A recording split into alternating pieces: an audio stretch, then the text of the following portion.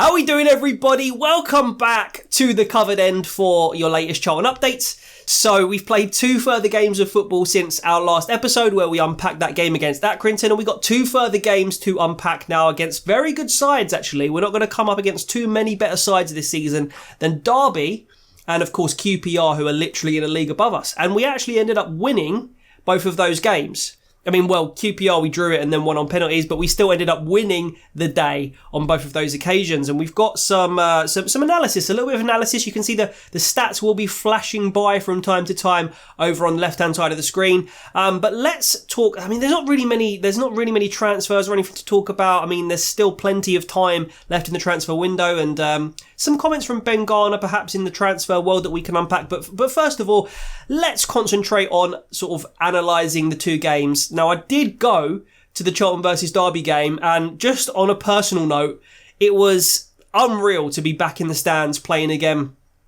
I wasn't playing. I would love to have been playing. Sometimes I have dreams where I'm playing for Charlton. Does anybody else get that? Let me know. Let me know in the comments. But it was great to be back in the stands watching the game again against Derby, and just being in and amongst the noise, not shut away in a little room, obviously, as I was for 4 seasons, controlling the big screen and all the cameras and whatnot. But bro, it was so good to be back. It was so good to be back. Went with my brother-in-law, sat in the family stand, and was just lapping it all up, soaking it all in. Great to be back. But yeah, we played so badly in the first half of that game. I was like, no, I'm not becoming like a fan again, being able to go to the games to watch this dross. I was very worried in that first half. Nothing like what we saw in that first half against Accrington. It was kind of the opposite of the Accrington game, whereby we played really badly in the first half and actually responded really well in the second half this time around. But that first half, I have not seen us play that badly for a long time. I mean, it was terrible. We were just like, we could have been 2 or 3-0 down. We had 3 headers against us. We had static defending.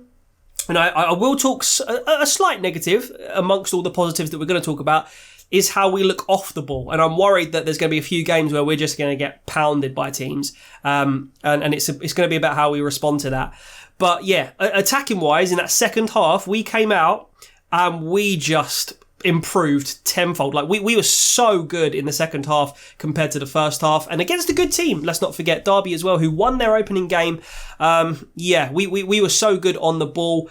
I will say I've noticed a few things about some of our new signings. Jack Payne, wonderful strike on him, wonderful technique. Little bit slow over yardage. He's a little bit slow if he's sort of sprinting. But if you can get him on the ball, sort of facing goal in that sort of not quite, like just outside the box, basically. If you can get him in that area on the ball, he is going to unlock passes. He's just going to do great things for us. So really looking forward to seeing more of him. He played against QPR as well, actually started. But yeah, once he gets fitter and starts being involved more, very excited to see him. But yeah, we eventually got the goal. Who scored our goal again? I keep thinking it was Leeburn. Of course it wasn't. It was Blackett-Taylor, wasn't it? We had a little move. It was a nice move again. And it came down the left-hand side, ended up I think, with Charlie Kirk. Played it inside to Albie Morgan, who had a shot from a slightly narrow angle, and it luckily rebounded to Corey Blackett-Taylor, who was there for a tap-in. Something which both Corey Blackett-Taylor and Ben Garner, the manager, have said that they are working on. So hopefully we'll see more numbers from Jaisimi, Kirk and Blackett-Taylor and Leeburn, I suppose, if he's playing, and any other loan signings we may get in. But basically our wingers, hopefully we see more stats on them, more goals, more assists, and that is something that Ben Garner is undoubtedly going to try and get out of them, and I think he will succeed with our on-the-ball play, that is. So that was a really great result in the end. 1-0 against Derby. Again, Leeburn came on. I love the way this guy is like... He just looks solid. He's an 18-year-old player and he plays quite maturely. Like, he gets the ball into his feet, often not facing goal. And he seems to execute his little one-touch passes to keep the attack going and keep the move being fluid. He executes that very well for an 18-year-old. Keeps possession for us and makes runs. He's strong. So he actually could be, surprisingly, our breakthrough talent this season. Obviously, he scored the goal against Accrington, which we already talked about. And I say surprisingly there because I think at the end of last season, people were saying it's Kanu because of the sheer amount of goals that he scored. But his time will come, we hope. He might go out on loan. Who knows? But ultimately, great second half against Derby, and we responded. Now, let's actually first talk about the manager's comments after the game. Very refreshing to hear Ben Garner talk about the first half so brutally, openly, and honestly. He actually said that we were terrible. He admitted we were terrible. He said, look, I'm glad we won, but that first half, that is nothing to do with like what we've been doing on the pitch. He said, I think that was a hangover from last season. And let's hope that is the case. But the fact that he got them in at half-time galvanised them and produced that, and the fact that he got them to produce that second half performance is very promising. I am worried that at some point we are going to get exposed unless we sort our defensive issues out. Several moments that Charlton have been without the ball, defending, just backing off a little bit too much and allowing shots, crosses, passes to come in, vital passes to come in against us. And I do worry that we're going to come up against a team, and we will get away with it from time to time in League One, but we will come up against a team who just score 2 or 3 in quick succession against us because we are just not, for me, looking very sharp off the ball. You know, that pressing game that we're allegedly playing, I think we need a lot of work on that. And equally, when we do defend, we are dropping a little bit. When Stockley's on the pitch, he ends up being isolated. We win the ball back. And we play it up to Stockley, who may or may not win his header, and then there's no one there to win the drop down. So I am noticing that, despite some positive results. So keep an eye out for that, because I'm hoping that we see Ben Garner work on that. Because on the ball, we have improved a lot from last season in the space of 2 games, which is impressive. Off the ball, I'm yet to be convinced, but you know we'll see about that. Yeah, so that's that game kind of unpacked. Charlton v QPR then today. Did manage to see the second half. I actually only listened to the first half, but it sounded like overall we were pretty good. Again, the stats are flying by from time to time on the left-hand side, and you can see in both games against, obviously Derby aren't a championship side anymore, but they were recently in the championship, albeit they were pretty crap last season. But to play like that and have an even stat pool against recently championship teams, if not current championship teams, is really impressive.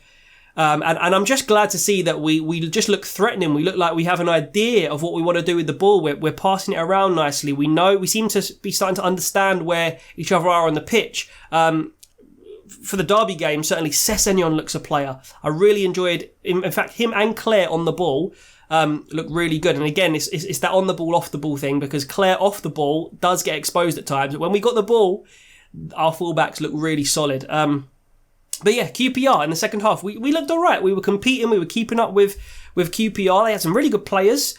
Tyler Roberts, who was playing as a bit part player for Premier League Leeds last season.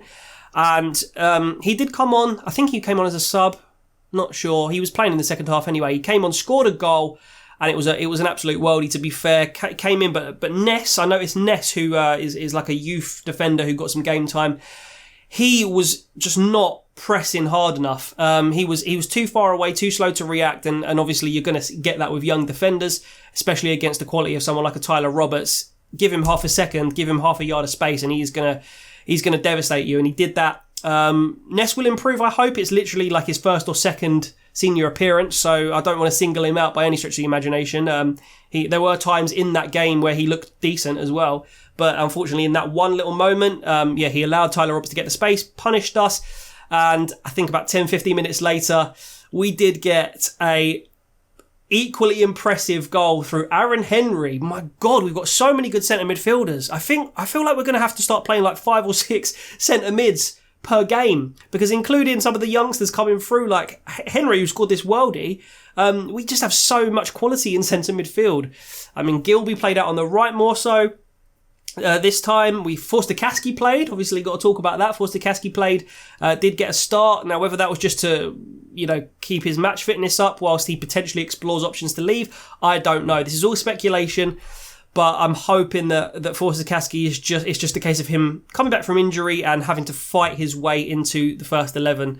That's what I'm really hoping for. Craig McGilvery, another talking point, he didn't start the game as our backup keeper. Wollacott started, and Garner's number one, Wollacott, looks a player, by the way. My man of the match, by the way, I should have mentioned that for the Derby analysis. He was so good. And again, in the QPR game, saved a penalty in the penalty shootout and ultimately just looks very solid. Some question marks for him over how he commands his area. There was one moment against Derby where he came out, tried to punch it, didn't get it. That happens from time to time. But if he can improve on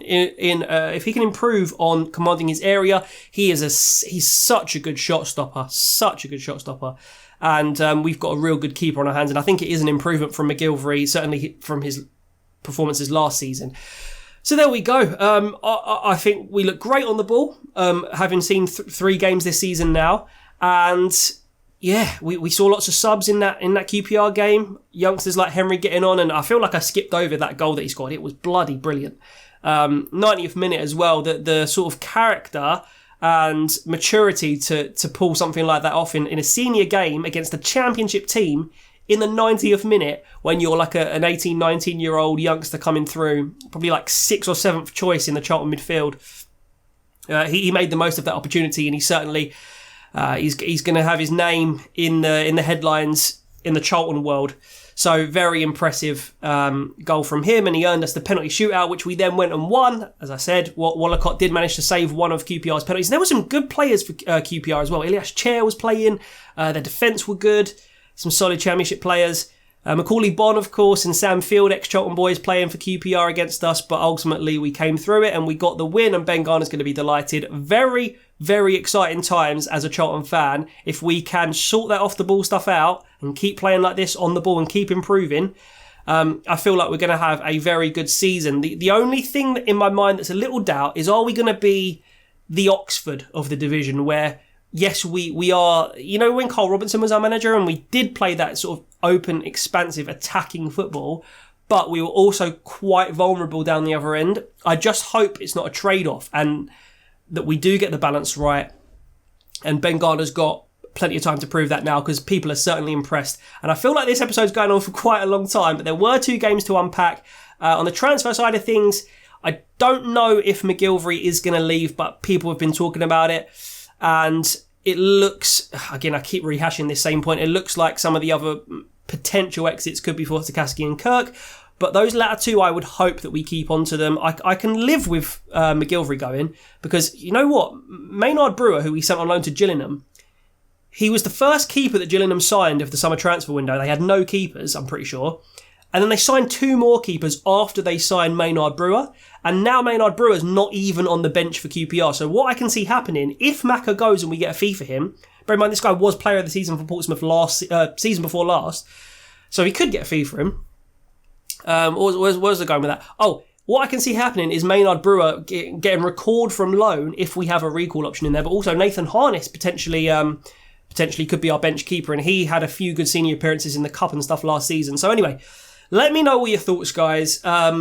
Congratulations to... Oh, it's not on the screen right now, but whoever was top of the Fantasy League, remember, you can join the Fantasy League. The code is in the... or the link is in the description. The code is on the screen. This is the long episode. I know I've gone on for about 15 minutes here, so I'm going to stop.